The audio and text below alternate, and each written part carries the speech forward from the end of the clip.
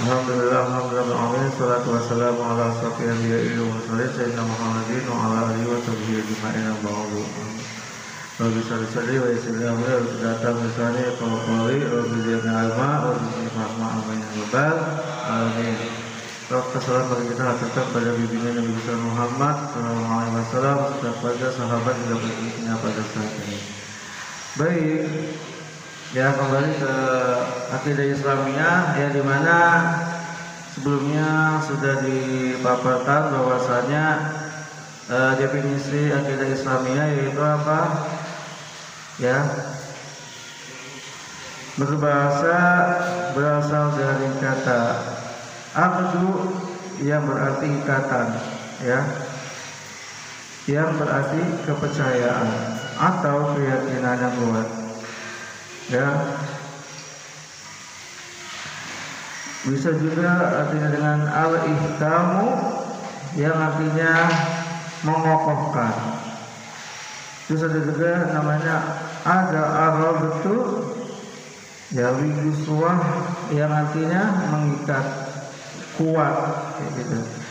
Jadi akidah Islamiyah adalah kewajiban bertauhid dan taat kepada Allah, beriman kepada malaikat-malaikatnya, rasul-rasulnya, kitab-kitabnya, dan hari akhir, takdir baik dan buruk, dan mengimani seluruh apa saja yang telah sahih tentang prinsip-prinsip agama.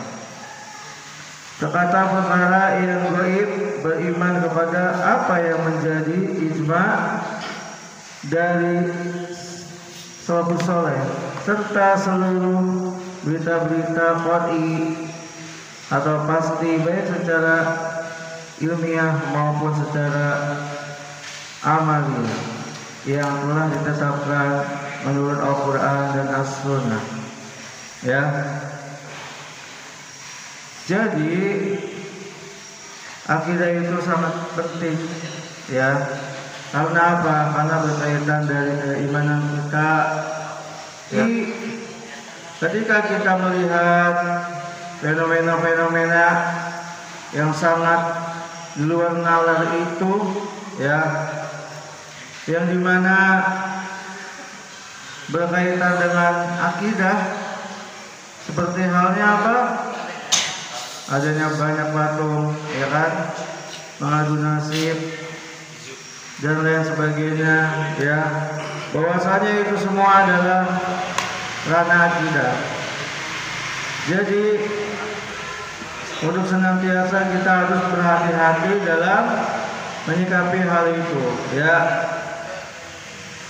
Seperti halnya tari-tarian yang sangat viral ya di media sosial, yang banyak sekali nama-namanya, ya, yang dimana itu kita tidak boleh mengikutinya, ya.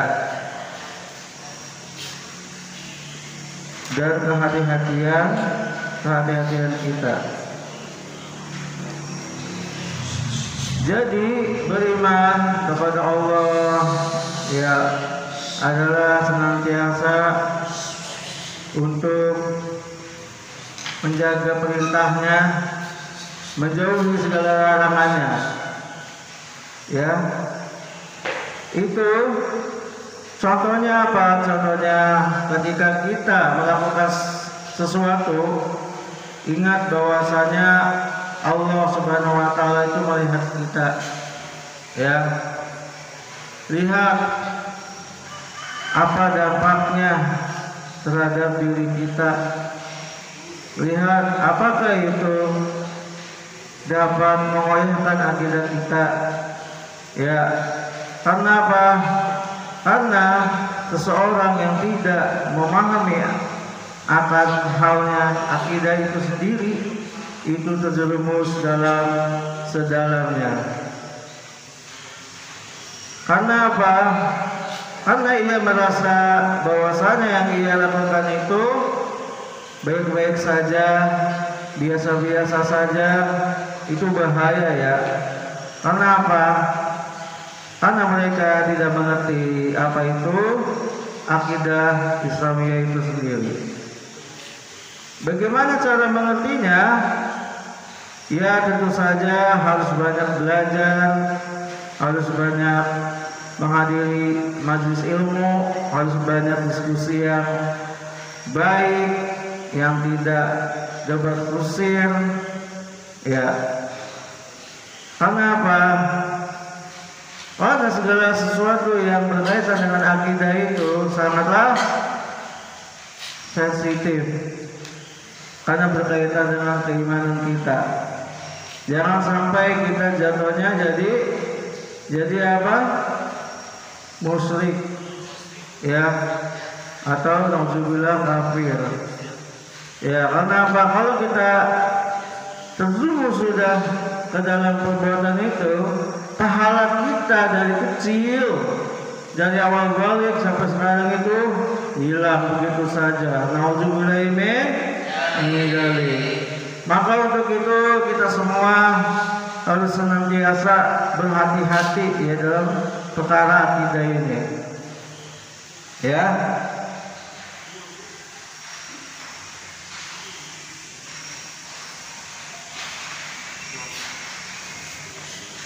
Jadi yang berikutnya adalah adanya urgensi akidah Islamiyah atau pentingnya akidah Islamiyah. Ya. Urgensi itu adalah pentingnya akidah Islamiyah. Ya, untuk mengetahui siapakah pencipta kita. Itu yang pertama poinnya ya, urgensinya ya. Untuk mengetahui siapakah pencipta kita. Yang kedua, kenapa kita diciptakan? Kenapa? Pasti kalian itu sudah tahu jawabannya ya. Karena ini berkaitan di pertanyaan mendasar. Dan akan ada apa setelah kehidupan di dunia ini? Ya seharusnya ketika kita tahu jawabannya, kita harus senantiasa menjaga diri kita dari hal-hal yang mengikis akidah kita, ya. Seperti sekarang ada yang FOMO, ada yang viral dan lain sebagainya. Gak usah latah itu apa? Ikut-ikut aja, ikut-ikutan aja yang gak usah seperti itu, ya. Jadilah manusia yang selalu ingat kepada Allah Subhanahu wa Ta'ala dimanapun berada dan kondisi kita, kayak gitu. Kemudian setelah kita mengetahui ketiga pertanyaan tadi, ya, mengapa kita itu penting gitu, urgens gitu. Saatnya juga kita perlu apa? Mengetahui fungsi dari akidah itu sendiri, ya. Fungsi dari akidah itu sendiri itu apa? Yang pertama, sebagai apa? Fondasi untuk mendirikan bangunan Islam, ya. Fondasi gitu. Jadi kalau misalkan kita akidah kita rusak, secara otomatis fondasi kita juga tidak akan berdiri, ya, bangunan Islamnya. Yang kedua, merupakan awal dari akhlak yang mulia. Karena apa? Karena berkaitan dengan kehati-hatian kita, ya, karena berkaitan dengan beriman kepada Allah, Rasulnya, kitabnya, serta yang lainnya yang telah disebutkan di awal tadi. Yang berikutnya yang ketiga, semua ibadah yang kita laksanakan jika tanpa ada landasan akidah, maka ibadah kita tersebut tidak apa? Akan diterima. Tuh, hati-hati ya. hati-hati. Yang berikutnya, yang keempat, penyebab untuk mendapatkan keamanan dan kemudahan, mendapatkan bimbingan di dunia dan di akhirat. Itu ya pentingnya mempelajari akidah dalam kehidupan kita. Yang berikutnya sebagai fondasi agama, ya. Serta yang terakhir adalah sumber kekuatan hati, gitu ya. Jadi jangan menyepelekan segala hal sesuatu, gitu ya. Jadi kita apa? Mengetahui akidah ini dengan baik, yaitu mengkaji terus, ya, belajar terus dan dipraktekkan di kehidupan sehari-hari kita. Karena tadi poinnya yang sangat mengerikan ketika kita abai tentang akidah itu sendiri adalah apa tadi? Tidaknya diterima ibadah kita. Karena apa? Karena yang kita laksanakan jika tanpa ada landasan akidah, ya, maka apa? Ibadah kita tersebut tidak diterima. Nauzubillah, ya. Yang berikutnya, ketika kita berbicara tentang urgen itu pentingnya, itu yang berikutnya adalah ruang lingkup dari akidah itu sendiri. Yang pertama apa? Ada istilahnya ilahiyat. Ilahiyat itu apa? Ilahiyat itu apa? Wafik? Ya. Pembahasan yang berkenaan dengan masalah ketuhanan, ya, pintar. Utamanya pembahasan tentang Allah Subhanahu wa ta'ala, seperti apa? Seperti wujud Allah, sifat Allah, nama dan perbuatan Allah dan sebagainya.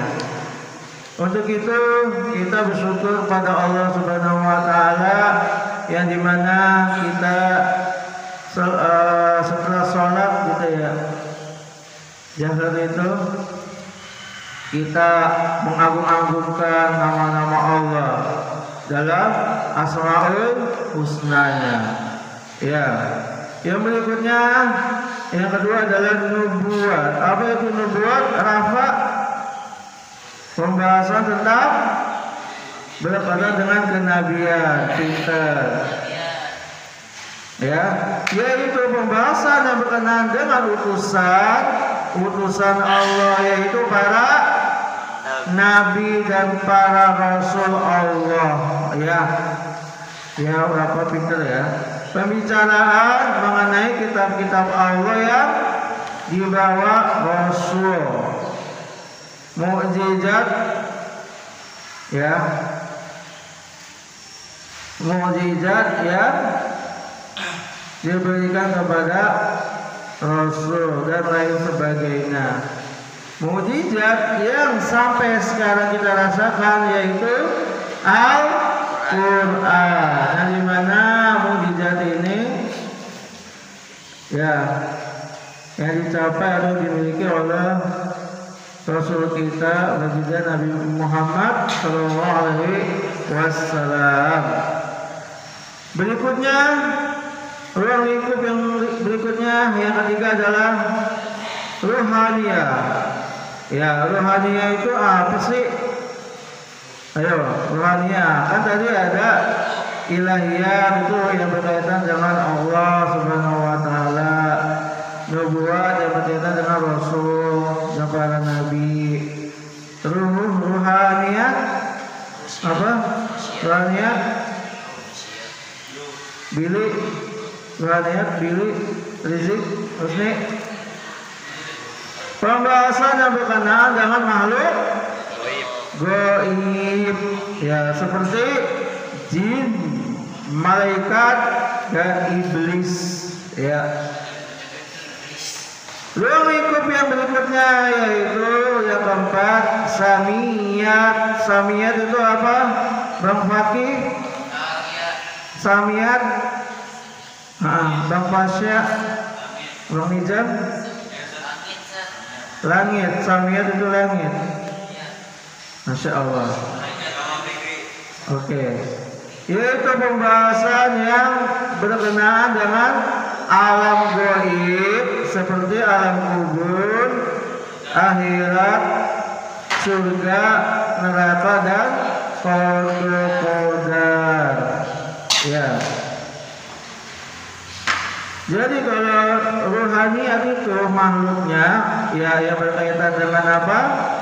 Dengan gaib juga, tetapi dia lebih ke wujud jin, malaikat dan iblis. Tetapi kalau samiyat itu gaib juga, tapi dia berhubungan dengan alam.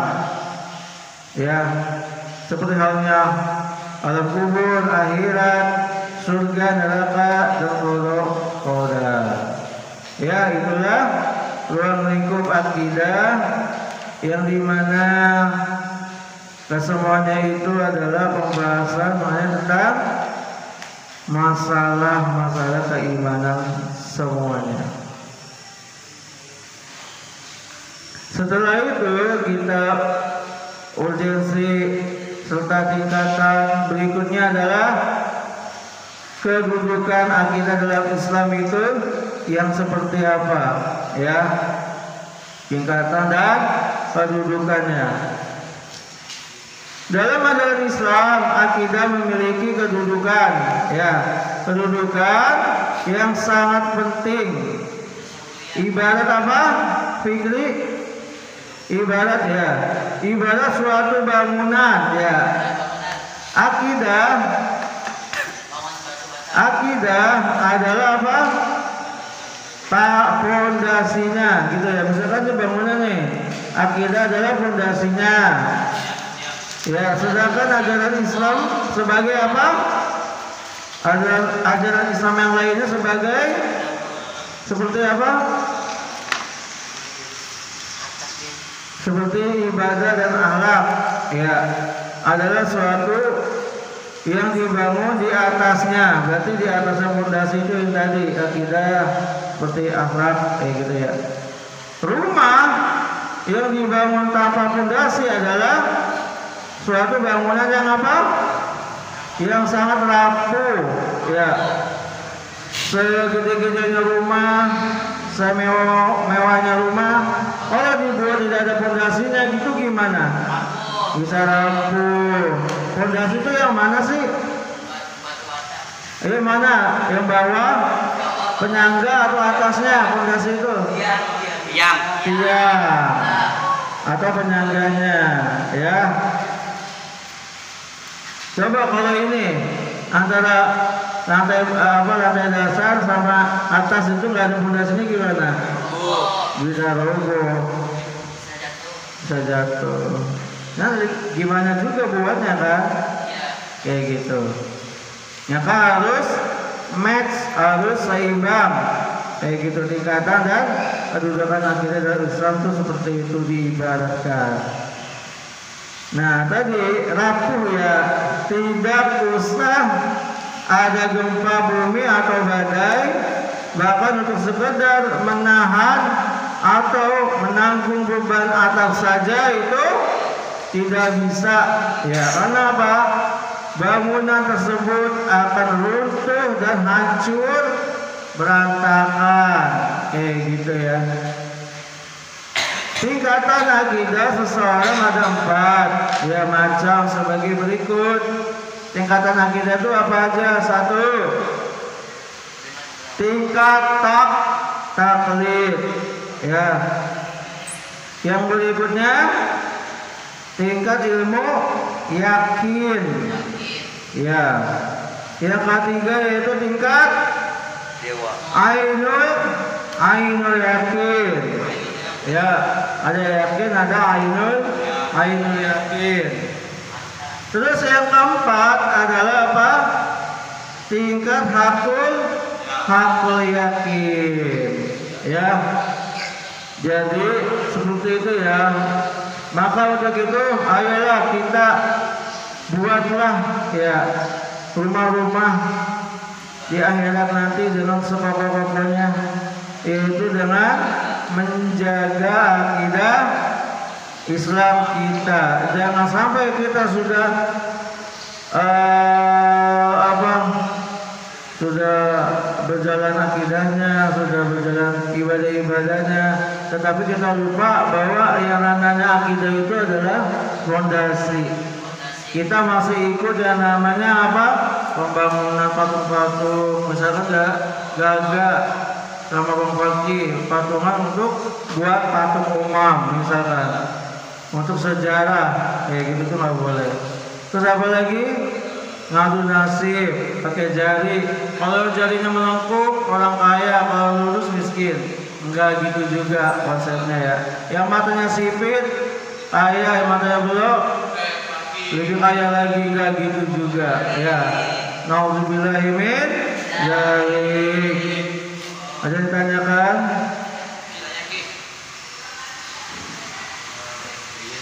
Ada yang ditanyakan? Yoga, Bang Mahfud, Yudra, Abdil. Ini insya Allah ya, insya Allah